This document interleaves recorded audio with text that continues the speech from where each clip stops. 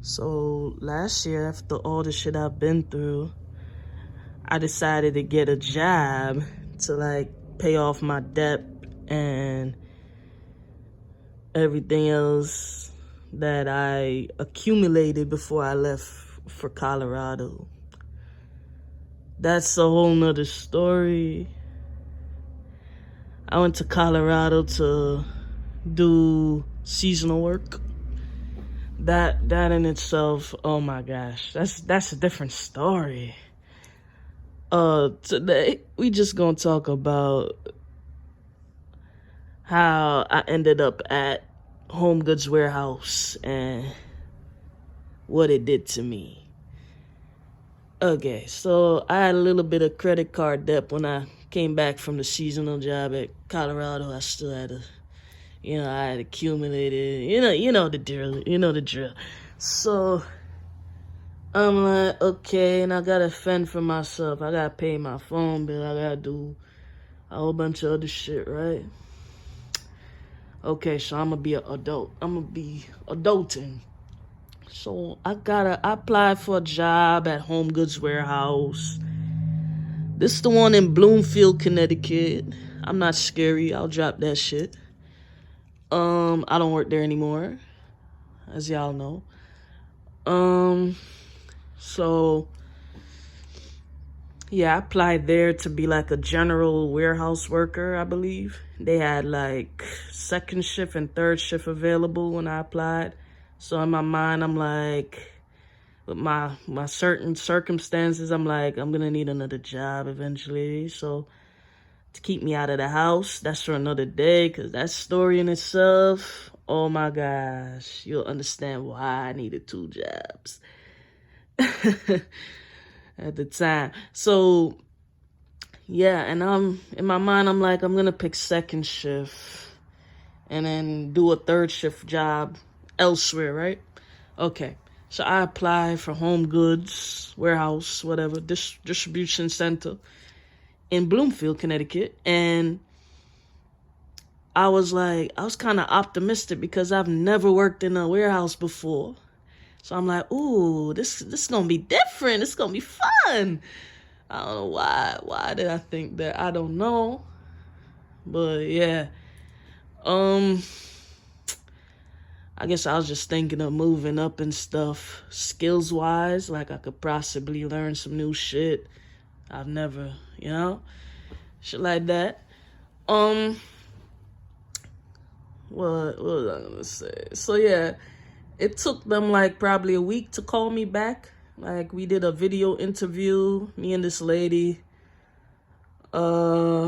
Basic interview questions: why you want to work here, what are your skills, work history, shit like that, basic shit. So I'm telling her what now. She gave me the job. No, she didn't give me the job. She like made me do like a post interview, and then she was like, once you complete that, you got the job. So I did it, and then she like told me when to come in for orientation. She made me pick a few dates that would be suitable for me to come in for orientation. So I picked one, I'm like, okay, October, whatever, 2021. There's a day in the week. That's all I remember. And I think it was in the morning time-ish, yeah. So I pull up there and whatnot, and I'm like, oh, this seems different. There was a lot of people waiting to like go to orientation. Orientation was just sitting at a computer, basic sitting at a computer, watching videos, bullshit like that, right? Okay. And filling out a bunch of paperwork. Yeah. After that, we just left, right?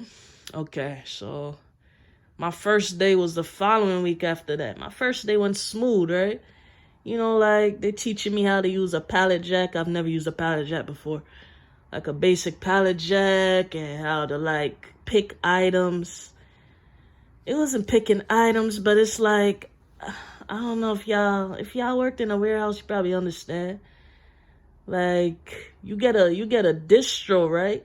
And it'll tell you what order you need to be working on, what order you need to like pick up, and then you take that order with the pallet jack, right? You walk around with it until it's done, right? You're done putting the boxes in its designated spots. Like store 1 gets 2 boxes, you put 2 boxes with the sticker on it for store 1. Shit like that. If you work nowhere else, you get what I'm trying to say. Until you're done, right? Until you're done with that whole pallet. When you're done with the pallet, you put the pallet away, and then you go for another distro. You keep doing that shit for 8 hours straight. Yeah, full 8-hour sentence. That's all you're gonna do. So, yeah. I met the manager. He kind of seemed a little standoffish, you know. And I want to name drop him, but I ain't gonna do him like that. You could tell he got a little toot every now and then, you know, like he'd get on you sometime about your pack chart, you know, the performance sheet and shit like that, how you write it at the end of the night. And, so annoying. He was cool, but you could tell like he got a little problem, a little toot problem every now and then, a little toot problem, you know? So I was never really that fond of him, you know? Unless I really had to talk to him, I did not ask him shit. Just keep it a stack. So like later on, like they switched up on us, like probably like in January. They start talking about switching over to 10-hour shifts, right? So like they're like, you want first or second, right? For 10-hour shifts. So I picked the first, cause I'm like, I already hate being here, so let me get it over with by coming in early in the morning and leaving early in the afternoon, right? So it was 5 a.m. to like 3:15, I guess, right? If I can recall that, yeah. So, I hated that shit. That shit was annoying. Like this fat, sloppy body bitch, right? Her name Marie, right? Marie Lacrosse or some shit. I don't remember the bitch name. Oh man, I hated her. Like, oh, I hated her. So she was chill at first, but then you know when people start getting higher up in their position, they start acting like they shit don't stink and whatnot, and they switch up and they become a total bitch. That's what happened to her. So like I stopped, you know. I started getting tired of her ass, basically. So she like talk to people crazy, right? Like she be like, "You guys, you need to go over there. You need to fix those pallets." One thing about the bitch, like when we didn't have any orders to like complete, she'd get mad if like you sit down and you doing something else, right? Like you working, but you sitting because your fucking feet hurt, right? Them hard ass floors every day for your 8-hour sentence, your 10-hour sentence now. Them hard ass floors not nice. So you sitting while you doing your work, like you sitting while you making boxes and shit like that. She'll walk past and she'll have a problem with that. She'll be like, "Really? Why do I have to tell you to like that y'all can't sit down? Like, really? Like, really? Can you get up? Can you go over there and can you go over there and help them like change nestainers? Change pallets out?" Like, bitch, I know you see me fixing the boxes, making boxes. I'm doing something, but I'm sitting because my feet about to like fall off, right? They hurting me. I'm standing all day. Yeah, I'm standing for 10 hours. So like she'll like have a problem with that shit. And then like we used to get something called VTO, right? Like voluntary time off. Like they'll tell you if there ain't no work like that, they'll send your ass home early. If you want, you could go home early. If you don't want to, you could stay there and do nothing. But you gotta pretend like you're doing something. That's the trick. Especially when Marie's around. So you gotta pretend like you being productive. Even though there's nothing to do, so you end up feeling like a goofy. Because you're like, what the fuck am I doing? I'm picking up dust off the floor. How many times I'm going to sweep the same spots, bro? How many times I'm going to change the same nestainers? How many times I'm going to... Yeah, that shit gets redundant, right? So I'm like, fuck it. I'm a sign up to go home. Tell me why. Like, sometimes they would not let us go home even though there was no work, bro. It's like they want us to stay there just to torture us. Like, if there's no work and people sign up, send them home. Why you want them to be there? Like, it doesn't make any sense. If there's work, obviously people would have stayed and been comfortable because they're like, okay, we could get through this shit for 10 hours straight because there's work. There's enough work to go around for us, right? Yeah, that shit was annoying. Next thing, the racism. The racism. So, I have a lot of Hispanic acquaintances and friends, so don't take this crazy, don't take this personal, but I'm just gonna drop it how it is, okay? How I seen it and how other people that I was associated with at the time seen it, right? So, we would see like a lot of Hispanic people around, right? Like, majority of the building was Hispanic. If they weren't black, like we were a sprinkle of black compared to all the Hispanics there. And then there was like a little bit of whites, like way less than the black people that were there type shit. And then like, that was it. That was the demographic, right? Okay, so like majority of the building is Hispanic. I would say like 90% of the building. Let's keep it 100.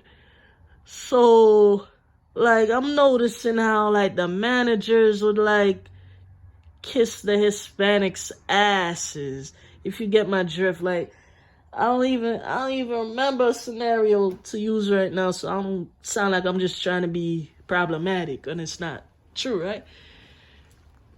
But a lot of other people are seeing what I'm seeing, right? It's like they would treat the Hispanics better than how they would treat the black people. And then like it would be so obvious sometimes. Like I don't even remember some situations, but that place was racist, man. Like that shit started affecting me mentally. I'm like, oh, if I was probably that color, you better treat me better. It's all good though, because at the end of the day, make sure my check look right, bitch. I don't give a shit how you feel about how I look because of my skin color. What you will do though, you will respect me. That's one. And number two, you will pay me on time and you will pay me the right amount of money. Okay? Exactly. So that's that. And yeah. That place was horrible. They didn't treat people right. Managers and Marie and them be talking to you crazy. I'm like, this bitch, man. One time I was in the bathroom, right? And you could tell that bitch was there too, cause you know her shoes and her silhouette. Yeah, I was already in the stall, and then somebody came between. You know the drill. So I'm like, oh, it's Marie. Oh my gosh, right? Tell me why. Bro, you know, like, after, like, she left that stall, it just started smelling like New York City garbage juice. Like, I was just like, what the fuck? Like, I had to cover my nose, like, oh, I went like that, too, like, oh. I said, no way, there's no way somebody could smell like that, especially a woman, man.